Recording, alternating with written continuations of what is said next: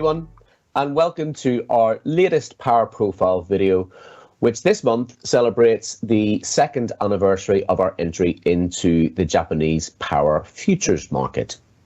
My name is Mervyn-Jones, and I'm very happy to say that joining me in today's festivities are Erlend Engelstad, Head of Commercial for Asia at EEX, and a man that I'm sure needs no introduction to many of you, Mr. Bob.takai, our Executive Advisor for the Japanese market. Hi, chaps.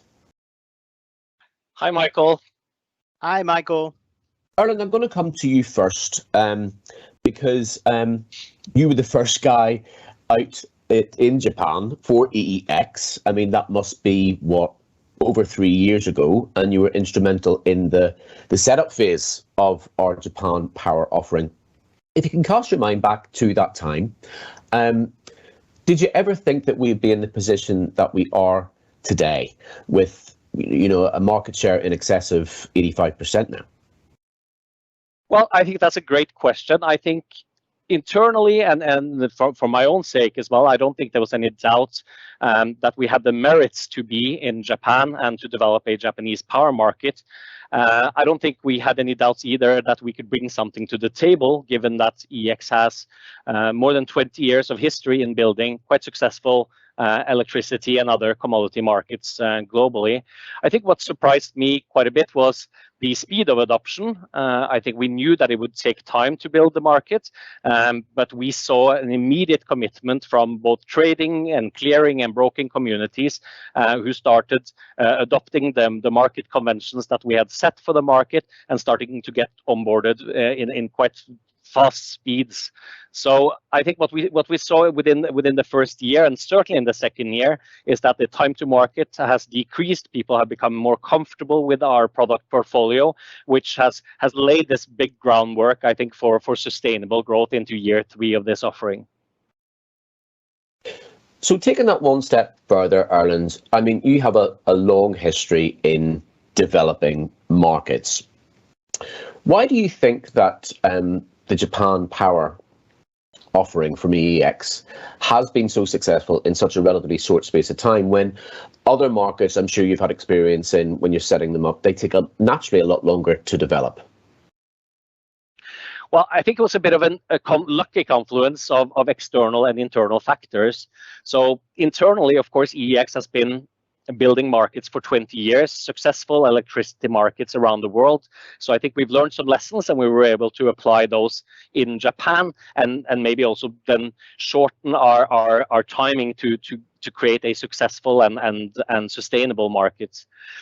Externally, of course, the liberalization of the Japanese power market was the big catalyst for us. We saw that evident very shortly after we launched the market, where volatility started increasing, and it reinforced this idea that this market is necessary and it's valuable.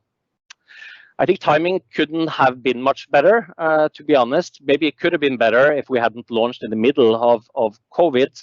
But I think we found a very sweet spot where liberalization met our own internal capability of delivering that particular market.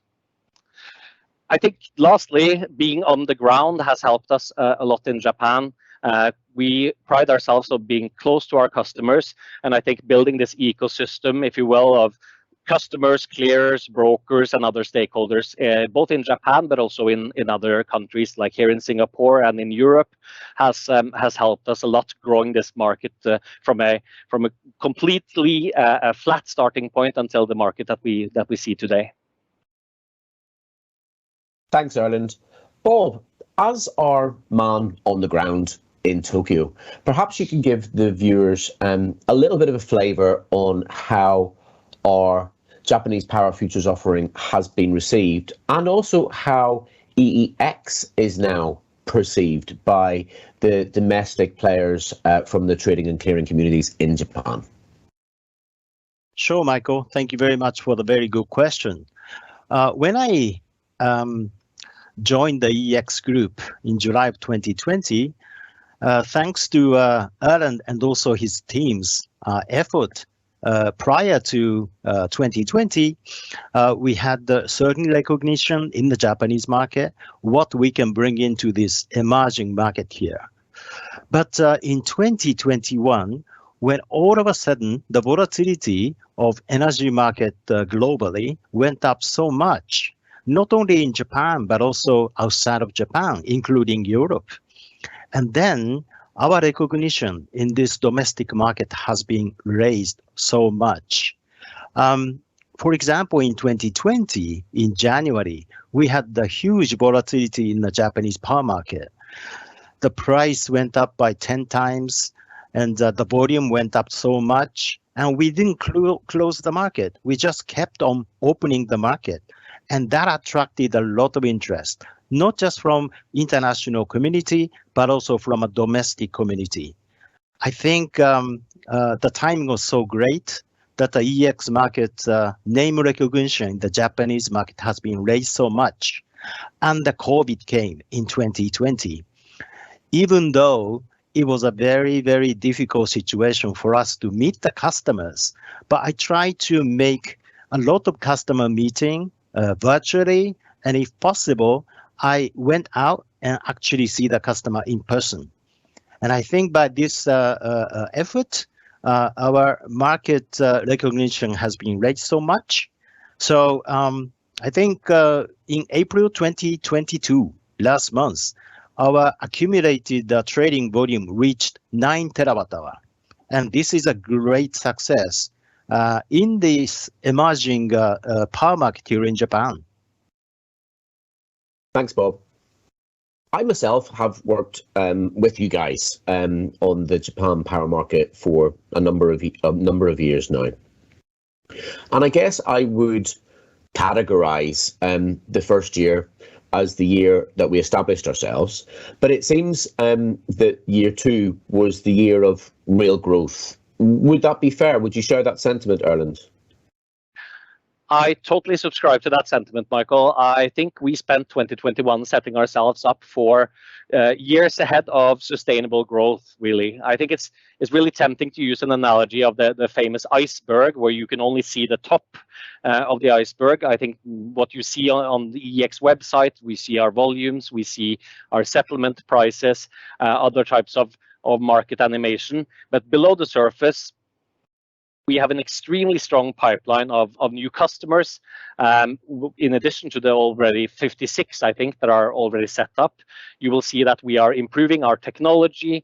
We are better facilitating the market through additional clearing members, and constantly making new iterations to our product as we further develop the market. I think equally important, as I mentioned earlier, is the ecosystem of this market. Transparency is starting to increase in the physical market in Japan. Brokers are providing very, very good service to their customers. And with this big integration of global energy markets, I think we'll see customers coming from very many different trading angles to participate in the Japanese power market in the years to come. Thanks, Erlend. Bob, would you share those sentiments? Yes, certainly. I do agree with your view. I think 2021 actually made ourselves as a leading power futures marketplace here in Japan. And the main reason for our success, I would say, attributable to the diversified customer portfolio. We have more than 10 international companies joining our market, and jointly with the domestic participation from Japanese power utility companies and trading companies and the power retailers. So I think this very well diversified portfolio of Japanese of the power traders is certainly a big factor of our success in creating this liquidity in this market. Thanks, guys. It's been so nice to spend some time with you on this very special day for EEX and for the Japan power market. And also, thank you very much for watching. If you have any questions on our Japan Power offering, then please feel free to reach out to Erlend or Bob. Their contact details are in the text that accompanies this LinkedIn post, and you can also find their contact details on our digital content platform, EEX TV. All I would like to say is thank you very much to all our stakeholders around the world for truly building this market together with us. Take care, and arigato gozaimasu.